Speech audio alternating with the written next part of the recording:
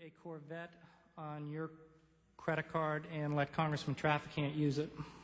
I didn't let Congressman Traficant use it. There was a situation where he had bought a car from Cafaro's, broke down coming into Washington, D.C., and I had the situation where he was very agitated, Cafaro's were very agitated, and we had to find a rental car to find for Mr. Traficant. The rental car was delivered over here. Nobody would take it for some reason, or they couldn't find where to deliver it. They ended up bringing it out to us.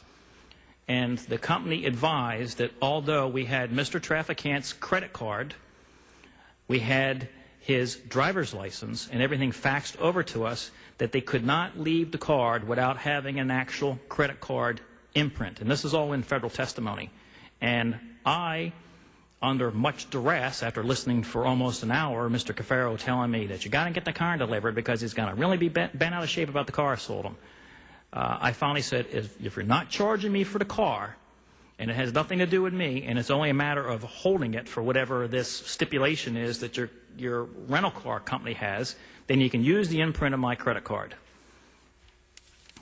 So the imprint of the credit card was put, your credit card imprint was put on the invoice for the Corvette. That's correct. And it was along with his. And you did deliver it here to the Rayburn House office building? I didn't deliver it, no. Okay, Mr. Lang's testimony would be untruthful as to that.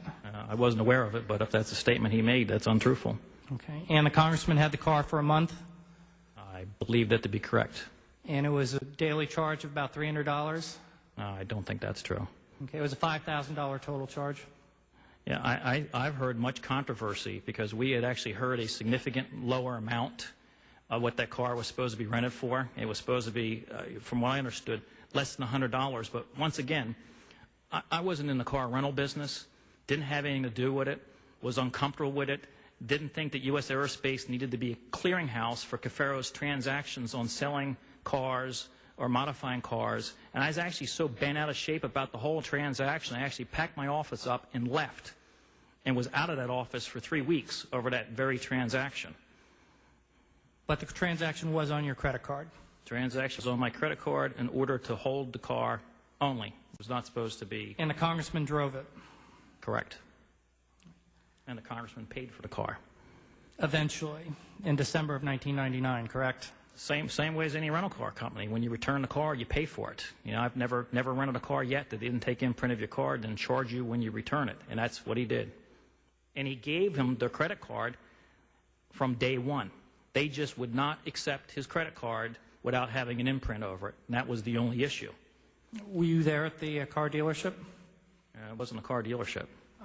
At the Millennium Luxury Car Rental Agency? No. Okay. Do you believe... you mean when he returned it or before when it was delivered? When they wouldn't take the congressman's credit card? What's your basis for No, they brought the car out to our office. And that's when they said they wouldn't accept it because his office had faxed over his credit card and his driver's license. Mr. DeTore, you said, yeah, you wouldn't want to accept anything on anything. All you wanted, JJ, is to do what he agreed to do. And Mr. Traficant replied, and that was to do what? And you replied, to purchase the vehicle. And Mr. Traficant said he wanted to purchase the vehicle. You have those papers, don't you? And your reply is yes. And he goes on to say, I want a copy sent to me of those. And second of all, the only thing I wanted from JJ was he would move not only the company but the headquarters up to Youngstown. What did you mean by your first answers to purchase the vehicle? Mr. Traficant had purchased vehicle from Cafaro Company. The problem was, and federal testimony bears this out from their accountants and members of Cafaro Company at his trial. They never delivered a title to him. And any time that I would hear somebody from his office, they'd say, can you speak to Mr. Cafaro about getting a title?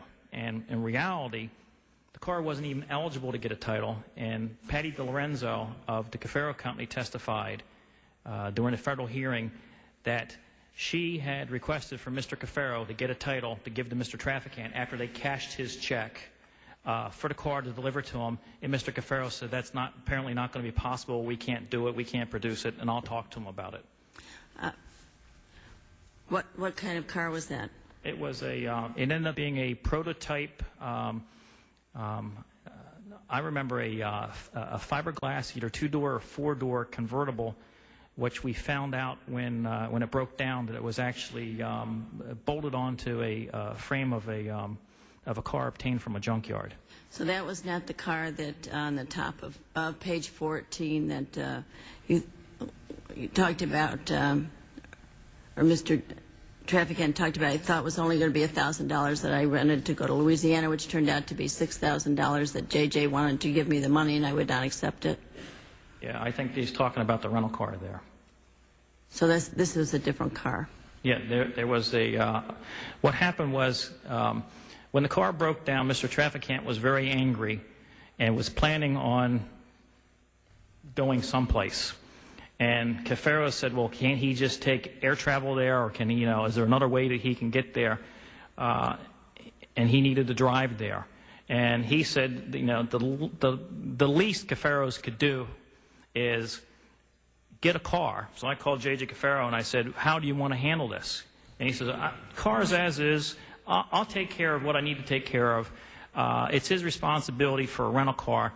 You can help him and arrange for it. And that's what I did. Now, well, you went over in that testimony, and that's right. Okay. Then, is it just coincidence that, and I'm not going to belabor the rental car, you very strongly stated your position, is it just coincidence that the only car for Mr. Traficant to rent was a 1999 black Corvette with only 9,800 miles on it? They didn't have an Escort or a midsize or a compact? Sure. He was upset because that he was driving a convertible that he had planned on driving down south someplace, and I'm not sure where he was going, and he wanted to find a convertible. Do you know how hard it is to find a convertible close to winter anywhere in Virginia? We must have called every place, and I say we, it's not me, it's people at the office looking for this, and what came from the car rental agency at Dulles Airport suggested that we could find a convertible with this Millennium. Only thing they had, cheapest thing, they had Ferraris, they had all kinds of other things. Cheapest thing they had was a Corvette. It was a brand new Vette. Go figure. And I don't think they told the truth on what they said they'd rent it for, but that's his money, not. What I'm going to